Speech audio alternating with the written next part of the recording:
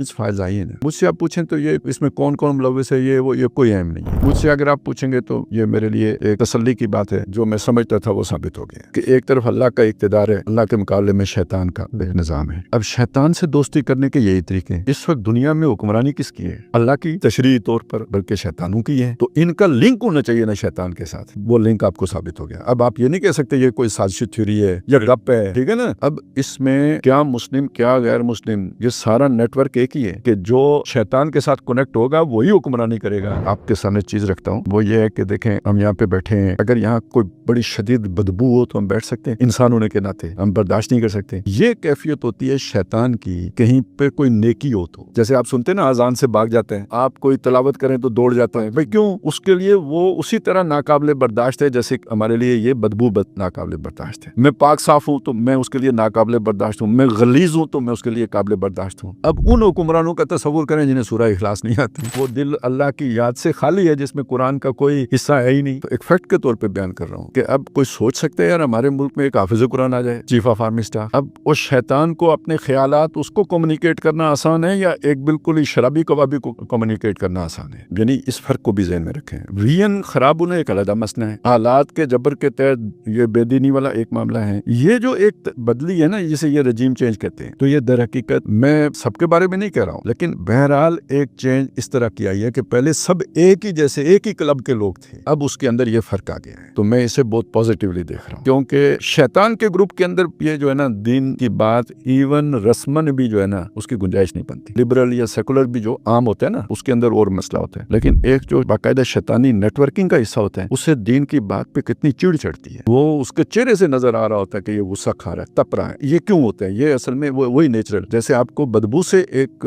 कराहत होती है, उन्हें दीन से वैसी कराहत होती है। बाकी ये कि आज एक आदमी शैतान के साथ है, शैतान को सबसे बड़ा खतरा यही होता है कि वो कल तोबा ना कर ले। वो अपनी तरफ से 99 कत्ल करवा चुका होता है कि अब पक्का जन्मी है, वो फिर तोबा करके वापस अल्लाह के रास्ते पे चल पड़ता है। तो ये सारी फाइल वर्किंग तो इसलिए होती है कि जो उस तरफ जाएगा तो हमारे पास उसका रिकॉर्ड हो, वरना ये खुद इतने गलीज लोग होते हैं, इनके वापसी का तो कोई इम्कान